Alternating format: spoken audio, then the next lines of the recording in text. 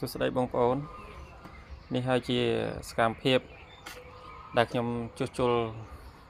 ទៅលើប្រភេទម៉ូទ័របូមទឹកម៉ូទ័រនេះគឺជាប្រភេទម៉ូទ័រតម្លាក់ស្រះឬក៏តម្លាក់ក្នុងពាងដែលបងប្អូនប្រើប្រាស់បាញ់ទៅលើជ្រូកឬក៏ស្រោចស្រពដំណាំ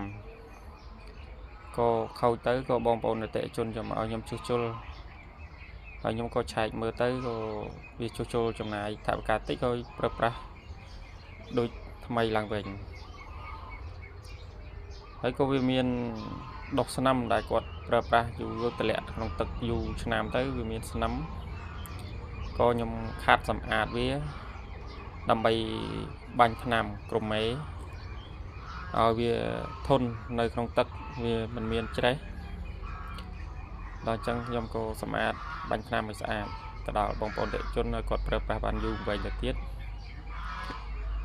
អញ្ចឹងសូមអរគុណសូមជម្រាបលា